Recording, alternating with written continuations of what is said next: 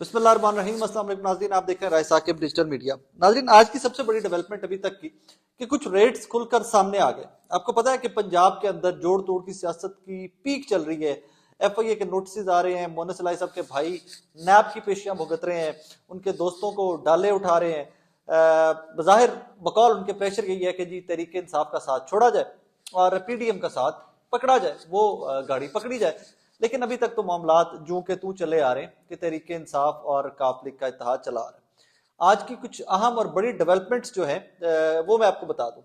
सबसे पहले तो कल 11 तारीख है और कल लाहौर हाईकोर्ट का लार्जर बेंच इसकी समाअत करेगा कि भाईजान गवर्नर का वोट ऑफ कॉन्फिडेंस लेने वाला फैसला आईनी था या गैर आईनी था। सारी पॉलिटिकल सिचुएशन का उससे आगे रुख का तयन किया जाएगा पंजाब के अंदर। लेकिन मोमिना वहीद साहिबा मुनहरफ MPA तहरीक इंसाफ की, जो तहरीक इंसाफ के टिकट के ऊपर इलेक्ट हुई थी और माजी में परवेज इलाही साहब को वोट भी दे चुकी थी, उनका रेट सामने आ गया। हल्के ये कह रहे हैं कुछ उनके करीबी लोग और फवाद चौधरी साहब क्लेम ये कर रहे हैं कि जी 5 करोड़ रुपया लिया है मोमना वहीद साहिबा ने और उनका जमीर 5 करोड़ रुपए में जा गया। मोमना वहीद साहिबा के बारे में मैं अपने पिछले वीलॉग में भी आपको बता चुका था। इनके कुछ करीबी दोस्त या असेंबली के लोग हैं जिनसे मेरी बात हुई, वो ये कहते हैं कि जी मोमिना वहीद साहिबा ने पिछली दफा भी जब होटल्स में ठहराया गया था तहरीक इंसाफ और काफ लीग के MPs को, तो मोमिना वहीद साहिबा की डील तब की हो चुकी हुई थी। उसमें से कुछ बयाना भी आ गया था और अवारी टावर के अंदर वो बयाना फिर वापस किया गया था। वो जो भी सेटलमेंट का बयाना था, मैं उसको नंबर नहीं दूंगा क्योंकि मुझे तो नंबर भी खैर बताया गया, लेकिन चले मैं वो नंबर नहीं कोट करता। लेकिन मोमिना वहीद साहिबा माजी में पिछले इलेक्शन के अंदर भी परवेज इलाही साहब वाले ऊपर नीचे हो गई थी एक दफा, क्योंकि इनको बजाहिर कैलकुलेशन इनकी ये कहती थी कि Hamza Shahbaz easily chief minister बन जाएंगे और परवेज इलाही साहब फारिग हैं, तहरीक इंसाफ फारिग है। सो इनका जमीर तब भी जाग चुका था और वो जमीर जागने की आवाज के ऊपर ये लब्बैक पहले भी कह चुकी थी। लेकिन सिचुएशन तब बदली मोमिना वहीद साहिबा को लेकर कि जब लोगों ने देखा कि जो लोटे हुए या जिन्होंने उनका जमीर जागा था उनके साथ हुआ क्या। उनके घरों के बाहर एहतजाज हुआ, पब्लिक ने, वोटर ने तहरीक इंसाफ के ने बड़ा सख्त रद्द-ए-अमल दिया। तो मोमिना वहीद साहिबा के बारे में कहा जाता है कि ये डर गई थी उस रद्द-ए-अमल को लेकर। इनका जमीर जाग गया था एक दफा, लेकिन वो रद्द-ए-अमल देखकर वोटर्स का फिर सो गया। अब भी देखिए ना, अब भी लॉजिक उनकी एक अजीब सी है कि मैं इमरान खान को तो मानती हूँ, इमरान खान की बात नहीं मानती। परवेज इलाही साहब को लेके बगैर उनका हर हुक्म सर आंखों के ऊपर। अच्छा जी ठीक है, फेयर इनफ। इससे आगे बढ़े तो 5 MPs को 1 अरब 20 करोड़ रुपए की ऑफर की गई। 5 MPs को 1 अरब 20 करोड़ रुपए की ऑफर की गई है कि भाईजान आप ले लें और तहरीक इंसाफ का आप लीग से पीछे हट जाए। अच्छा, इसमें एक और चीज बता दूं, पिछली दफा जो 20-20 करोड़ रुपया कोर्ट होता रहा था ना, उसमें जो इन्फॉर्मेशन मेरे पास मोमिना वहीद साहिबा को लेकर और कुछ और लोगों को लेकर आई, वो 20-20 करोड़ नहीं था, एक सिफर ज्यादा था, वो 2-2 करोड़ रुपया था। ये लोग बहुत सस्ते में बिके थे, जो पहले बिके थे ना, कुछ जिनके ऊपर एलिगेशन है पैसों का, ये बहुत कम पे बिके थे। कोई सुना है 20-20 लाख रुपए बयाना हुआ था और फाइनल डील के बाद 1 करोड़ 80-80 लाख की पेमेंट्स होनी थी।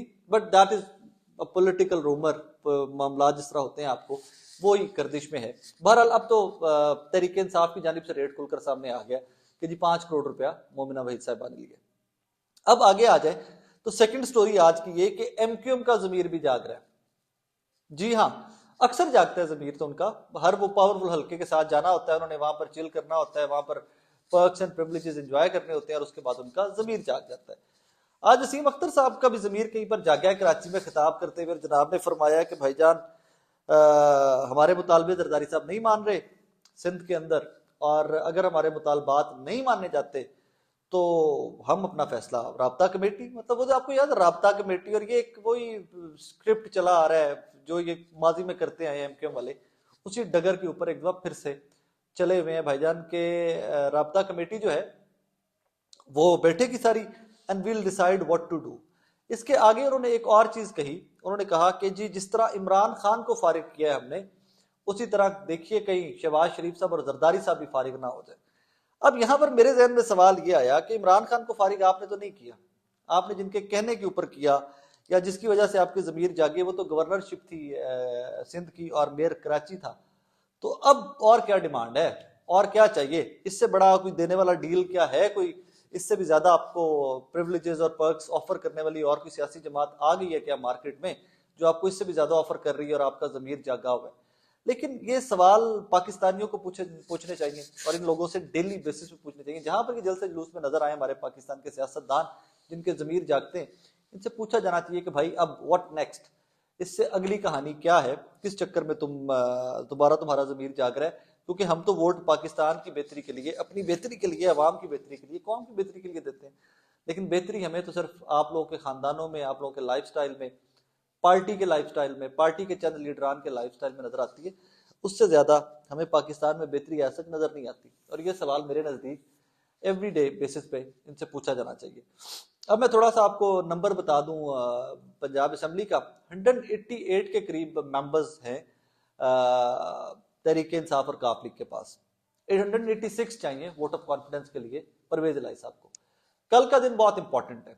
कल लाहौर हाईकोर्ट जो भी डिसीजन देगी, जो भी डायरेक्शन देगी, अगर तो आईनी साबित हो जाता है कि गवर्नर ने जो हुक्म दिया वोट ऑफ कॉन्फिडेंस का वो आईनी है, तो स्ट्रेट अवे गवर्नर के हुक्म को वैलिड करते हुए स्ट्रेट अवे परवेज इलाही साहब को कह दिया जाएगा कि भाईजान वोट ऑफ कॉन्फिडेंस ले।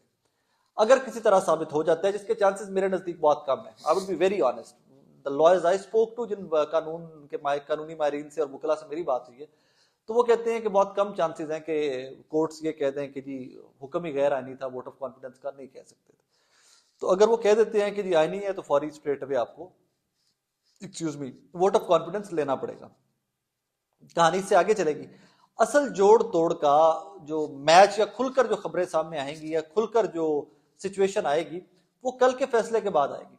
हो सकता है एक दिन में फैसला ना भी आए, एक से ज्यादा हियरिंग भी हो जाए, लेकिन ज्यादातर चांसेस यही है कि लार्जर बेंच है, बड़ा ओपन शट सा केस है, आइन है यहाँ पर और नहीं है, ये कहानी है कि फैसला आईनी है या गैर आईनी, तो सीधा सीधा सा फैसला है।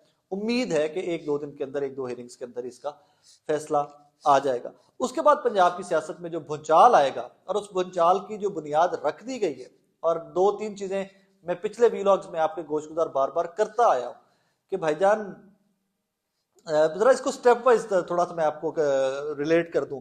मरियम नवाज को चीफ ऑर्गेनाइजर बनाना, एमकेएम सारी को इकट्ठी करवाना, उसके बाद ये सारे सिग्नल्स हैं इलेक्शंस के। लेकिन इलेक्शंस के सिग्नल्स इस लिहाज से हैं कि पार्टियों को गो अहेड दे दिया गया कि तैयारी करो भाई अपनी अपनी। तैयारी करने के साथ ये नहीं कहा गया कि भाईजान फ्लॉ डेट है, किसी भी हालात के लिए चीजें आउट ऑफ कंट्रोल है ना इस टाइम पे, तो किसी भी हालात से निपटने के लिए तैयारी करो। रीजन कि अगर परवेज इलाही वोट ऑफ कॉन्फिडेंस ले जाते हैं, तहरीक इंसाफ प्रेशराइज करके असेंबली तोड़वा लेती है केपीएन पंजाब की, तो इलेक्शन में तो आपको जाना पड़ेगा, कोई वे आउट ही नहीं यार उसके अलावा, अनलेस अनटिल के मुक्तदिर हल्के खुलकर कह रहे हैं कि भाई साड़ी हुकूमत है, चलो कोई इलेक्शन रुक्शन नहीं है, हम खुद ही सेटअप चला लेंगे। हो सकता है ना पाकिस्तान में, देखिए अक्सर लोग कहते हैं कि यार कुछ बातें इस तरह कहते हैं जो बड़ी गैर आईनी होती हैं, तो मैं उस पर हमेशा से क्या करता हूँ, पाकिस्तान में आइन है, पाकिस्तान में कहीं पर आपको आइन नजर आता है? दो कि मैं उन लोगों में से हूं जो बहुत ख्वाहिशमंद है कि आइन कानून की बालादस्ती हर जगह पे हो, गैर जमहूरी ताकतें अपने काम से काम रखें, जमहूरी जो लीडरान है, सियासतदान है, उनको सियासत करने दें, उनको मुल्क चलाने दें। लेकिन as a matter of fact, on a serious note, क्या आप लोगों को कहीं पर जो सवाल ये मेरे से पूछते हैं, क्या आप लोगों को कभी आइन कानून नजर आया? यहाँ पर रिजीम चेंज में नजर आया था, यहाँ पर जब 20 लोटे हुए थे पंजाब असेंबली के अंदर, वहां पर नजर आया था। उसके बाद उसी राजा रियाज का तहरीक इंसाफ के टिकट के ऊपर एमएनए बनकर ऑपोजिशन लीडर बनना, आपको यहाँ आइन और कानून नजर आता है? मतलब फॉर गुडनेस से इट्स अ मिथ, या इट्स वो एक सुनने को मीठी लगती है बात, तो सुनने की हद तक ठीक है, मैं भी कह देता हूँ, आप भी सुना करें कि आइन और कानून की बालादस्ती है, मुल्क बिल्कुल आइन और कानून के तहत चलाया जा रहा है।